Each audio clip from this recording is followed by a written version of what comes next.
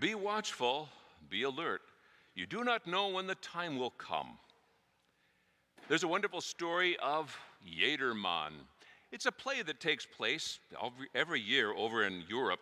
It's on the plaza of the great cathedrals. And the play is called Jedermann, which means every man. And the play takes place out in front with a giant banquet table, and there's all kinds of people at the table. And some of them are represented by power and pleasure and money. And they're all present at this table, and they're all having a raucous good time at a wonderful banquet. And then the bell tolls from the tower of the cathedral, and the Grim Reaper steps out through the doors, hooded in black with a long sickle in his hand, and he calls out the name of someone at the table. And everyone is frozen. Everyone is chilled. And the man whose name is called out stands. And everybody looks at him, and he walks into the cathedral, escorted by the Grim Reaper.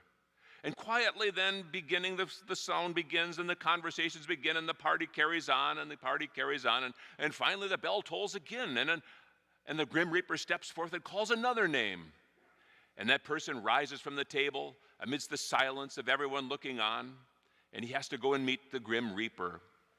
And finally the bell tolls again, and the Grim Reaper steps out the door, and he calls out the name Jedermann, every man. And Jedermann rises from the table, and he's terrified.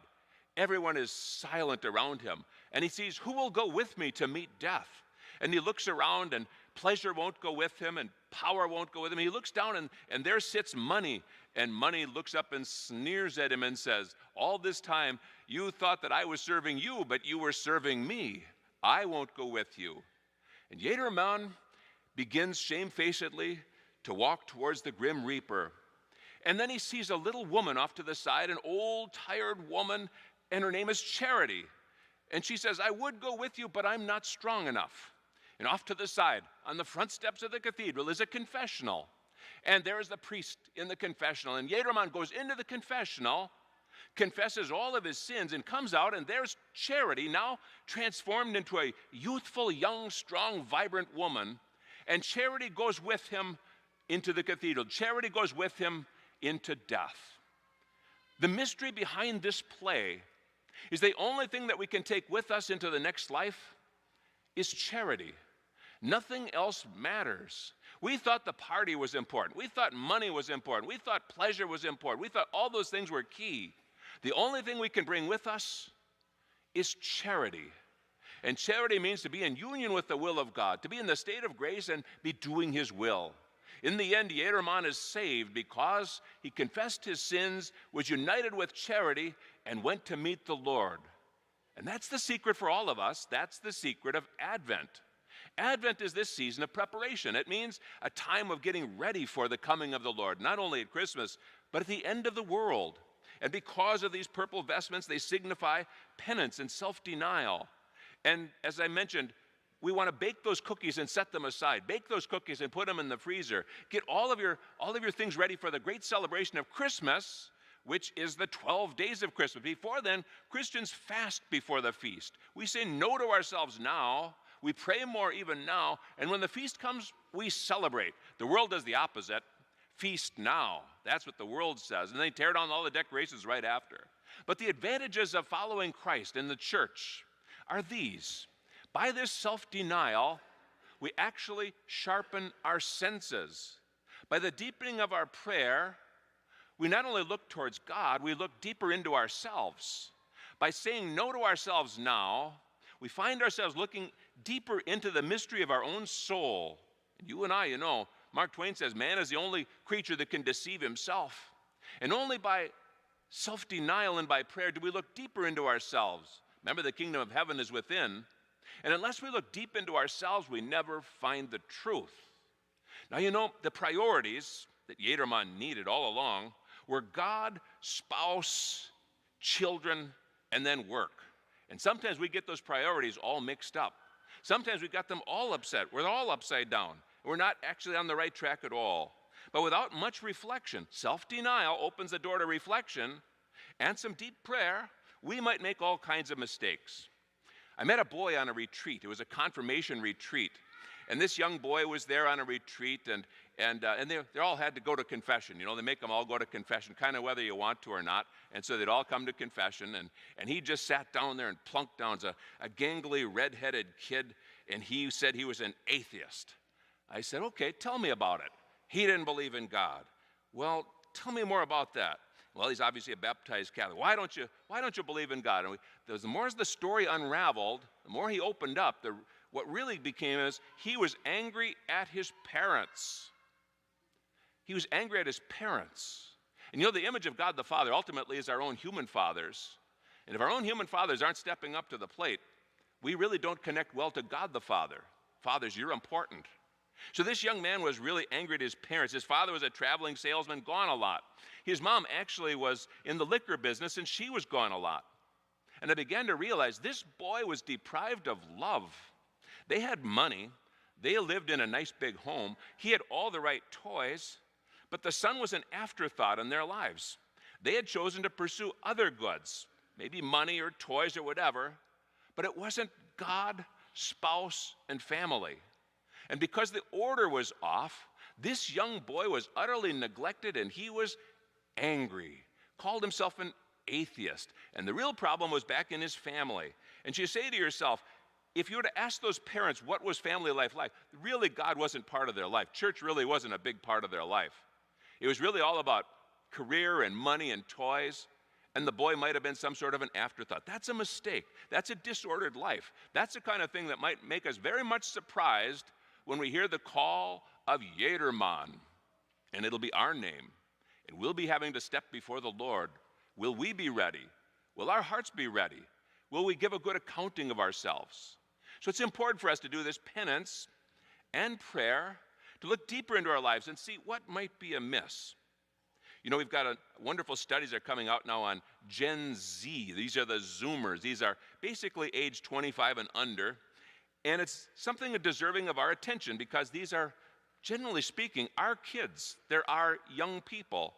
Well, it turns out that 7 out of 10 Zoomers report being on social media daily. That number's suspiciously low. 56% of the Gen Z, we find them playing video games in the past week. A lot of gamers. Increased social media and video games means less time spent with friends, and Gen Z as a whole reports greater loneliness, because electronics won't do it. They may entertain, they may keep us busy, they may keep us occupied, but in the end they lead to loneliness. So again, almost 1 in 4 Zoomers identify as LGBTQ. That's interesting because they've spent their life on social media. They've been online. They're online their whole life. And individuals who identify as LGBTQ are celebrated, especially online. Those who dissent from it are quickly deplatformed.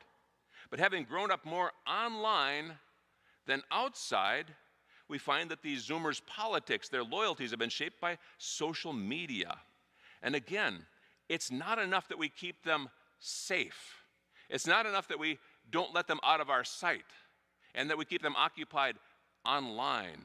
It's that important that we actually be with them, that they actually be not online, that they actually form human relationships. It goes on there again. It reports that only 56% of these adult Zoomers report having a boyfriend or girlfriend. That's very low. Only 58% report having a part-time job, the lowest number in 4 generations surveyed. But jobs equal responsibility. Without jobs, kids lack experience and they lack confidence, self-confidence. And we say we kept them safe, we kept them busy, but we really didn't raise them. We really didn't spend time with them. My suggestion is that in this season of Advent, that we not only deny ourselves, we deepen our prayer, we begin to look into our relationships around us and see, what are we doing? How are we living?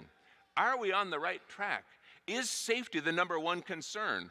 Or perhaps it should be developing their skills, encouraging them to take risks, daring to reach out, daring them to take a new job, daring them to experience something new, daring them to reach out and make a friend rather than having all friendships arranged by sports or the traveling this and the traveling that and the driving them to every rehearsal and every practice. All of that stuff is all arranged, and it doesn't allow them the ingenuity and the determination to go outside of themselves. We say we made them safe, but are we really raising adults, or are we merely babysitting our kids? And again, going all the way back to our story of Jedermann, what kind of an account will we give of ourselves when our name is called on our own last day? Will we be ready to meet the Lord? Have we raised these kids well? Have we built them up by encouragement, development, support, affirmation, challenge, correction, and all of those things? Or did we allow them to be babysat by being online? As long as they're online, as long as they got a device, they're not in my hair. Is that really what it means to be raising good kids? Is that what it means to be a good mom and a good dad? So there's challenges here, but we generally never look at those things unless we look deeper into our own life, unless there's some self-denial. Amazingly, self-denial, setting aside, let's just say, alcohol and sweets for Advent, setting aside something as basic and simple as that, makes us look deeper into our own lives, takes away the escapes that we so quickly turn to, allows us and almost forces us to deepen our consideration of life around us, God and ourselves and the family around us. That's important. That's going to be critical. So when the world you see is going around us, what is our opportunity to re-examine ourselves? What is my place? What am I doing? How ought I to be? Well, so I want you to consider this, the self-denial of Advent and the deepening of our own prayer. Again, I want you to consider not only an hour a week in adoration. I do want you to have that, but I want you to make visits. I want you on the way home from grocery shopping to stop in for 10 minutes. I want you when you're coming home from work, stop in for 10 minutes. And you'll be amazed that Jesus appreciates these little visits. Graces get poured out. Gifts are given by him to us. We open ourselves to him in a new way. So all of these things are very important for us because you and I have blind spots. We've got to remove those blind spots. Got to see deeper into our own lives, not be blinded by the spirit of the age. So again, the order is Jesus Christ, our spouse, our family, and then our career. Keeping those in order, keeping a deep prayer life is going to be key. Be watchful, be alert. You do not know when the time will come.